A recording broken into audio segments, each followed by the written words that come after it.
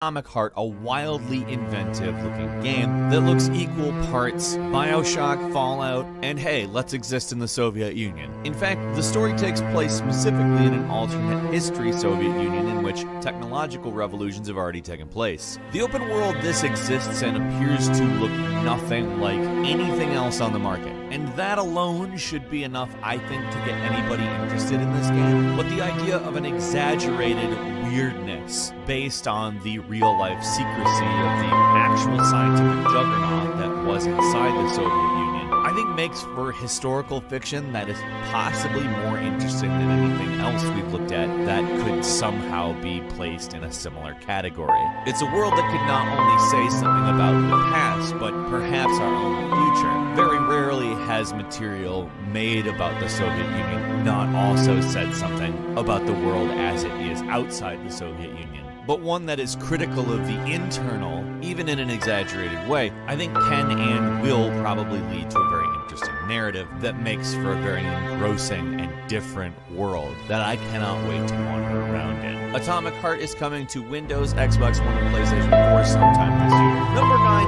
is The Division 2, which Ubisoft has said, quote, "We've made the open world in Division 2 so alive." Now, I'm going to go ahead and say that's definitely marketing, but it's also a claim that when the game comes out, you can say is either true or false, and that's important. Ubisoft went on to say both enemy factions and the civilians will be out targeting different tactical locations, resources, acting on needs and goals. They really want to focus on making the open world feel kind of like a war zone rather than a place where you do objectives. Of course, that means a more unpredictable aspect to the way things work. And they said, running around the city is really interesting because you don't know what's going to happen around the next corner, and your actions helping the civilians in the world you'll see translate into them becoming more capable, but also their homes will become little fortresses.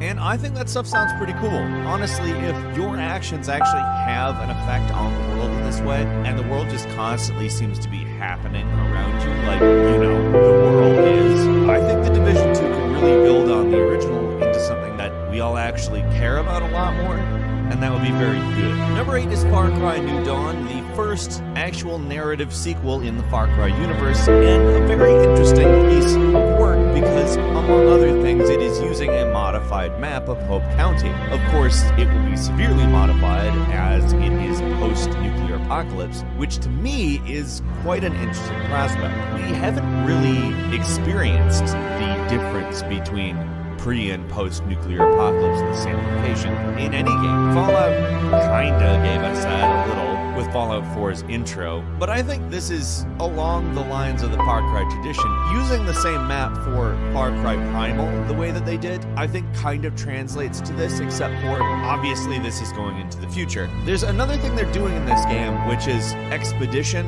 missions, which take place in different places in the country, meaning you're not going to be in Hope County the entire game. But it seems like these will probably play out as mini open worlds that you can go to and do other things, which I think sounds incredibly good. I am really enjoying that idea. Number 7 is Rage 2, which is very interesting on account. The developers have said it's going to be a lot more open world than the original Rage, which is an open world game. It is, however, developed not like an open world game. It's a very linear game that doesn't really take advantage of the open world in the way that it could. I mean, in a lot of ways it is a quality game, but just never went far enough in any direction, I think. Which is funny because the open world in the game is primarily about traveling around. Avalanche is developing this sequel, so I think we all know exactly how that turns out. They're a very good developer when it comes to open world. They are phenomenal at building sandboxes and setting you free in them with lots of tools to cause havoc, and it looks very much like Rage 2 is going to be a lot like that.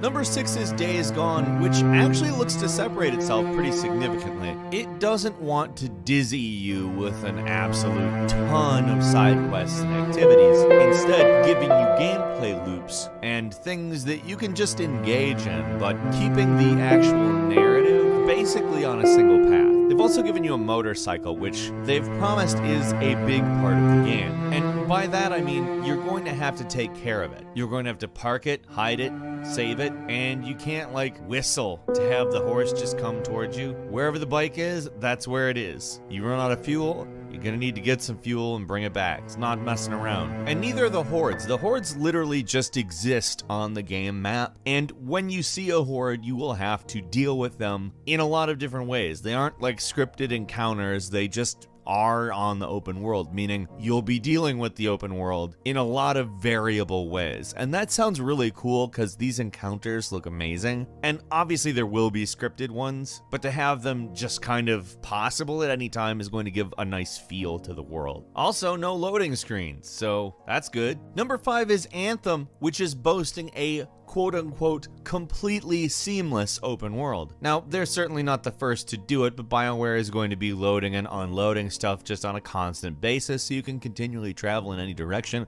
and never see a load screen. That's of course a very good thing, but what's cool to hear is they're talking about how this open world will gradually expand over time. Also, you'll see things like these storms they've talked about called Shaper Storms, which are supposedly world altering. So I have a feeling some of the stuff we've seen in, say, the Fortnite seasons that just utterly changes the world itself is something we might also be seeing in Anthem, albeit with a completely different style of gameplay. I think that's very cool. I have pretty high hopes for this, actually. I acknowledge it may be Electronic Arts, but I mean, if it's not, that would be great. Number 4 is Crackdown 3, which is actually coming out, which is astounding. However, the thing that we have to talk about is the open world. One of the big things this game has been touted for is the cloud destruction elements, which exist only in the multiplayer world. The single player world is about saving the city, and they thought, it might not be great to have the entire thing fully destructible. But keeping that in mind, when you're playing in multiplayer, it's a big world that you can destroy all of. And that's it. That's the full reason to buy the game. I'm sure the single player campaign is going to be great.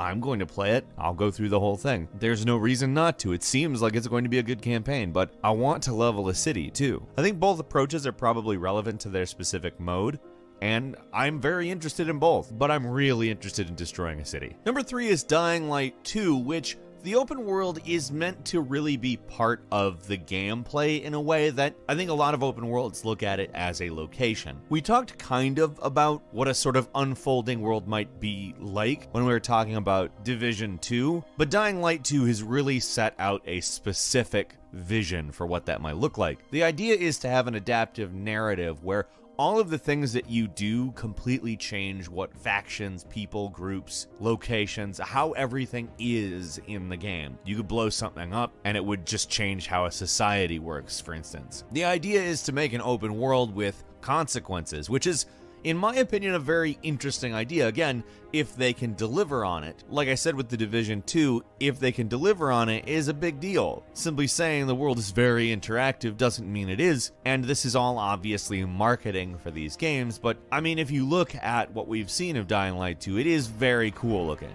The first one's great, and what they've said of the second one sounds pretty good. Number 2 is The Outer Worlds, which Obsidian has been comparing to Knights of the Old Republic 2, and saying that technically it's not an open world game because there's 2 big planets. They both kind of exist in their own maps, but they technically work out like an open world, and if we're thinking about it, it's probably going to be a lot bigger, both of them, than a lot of traditional open world titles were as they were developing the genre. But it's interesting to see the kind of insight they're giving. They've also talked about how their intent is to make it very New Vegas style as far as exploration and interaction with the locals. This is honestly kind of my big game that I'm really looking forward to, so to see them kind of combine the aesthetics of BioShock and Fallout, put it in space, and talk about Knights of the Old Republic, they're kind of specifically like, hey, Falcon, this is something you want to play, isn't it? We know. And number 1 is, of course, Cyberpunk 2077, what looks to be the biggest open world game possibly at all, like in terms of attention it will get. It may be the one that gets all of the attention forever, because they've taken a very condensed vertical approach to the open world. They're giving you as much as they can in the space that they are giving you, and that is very encouraging in my opinion. Really, I don't care how big like physically an open world is. I care how good it is. And if that's the approach they're taking, there's a much better chance of it being good, to be frank. Got a couple of bonus games for you as well. Generation Zero coming to us from Avalanche Studios, ensuring it will be at least something interesting, is a game that takes place in 1980 Sweden, already ensuring that it is an open world filled with stuff that frankly just seems completely different. The 1980s was quite a decade, and Sweden is quite a different place, to be frank. But it's populated by machines and has been abandoned by the population. So, as you might be able to expect, we're talking about a game in which the object is a guerrilla war against machines. It sounds great as it's open world and 4-player co-op and very unique looking. Sekiro Shadows Die Twice, which is not technically an open world game, but it will feature a massive world that's interconnected, according to From Software, in the same way Dark Souls 1 is, so kind of like a Metroidvania, so kind of a path world, so to speak. They're also designing their maps very vertically oriented so that you can take advantage of that grappling hook. Skull and Bones, which is an open sea game, I guess. It's based on the naval segments in the Assassin's Creed games. How can you really go wrong with that? Those segments are wonderful. Except it takes place in an open world. You can go anywhere, do anything. Judgment, which is a game that takes place in the world of Yakuza. In fact, directly in the same open world, same area.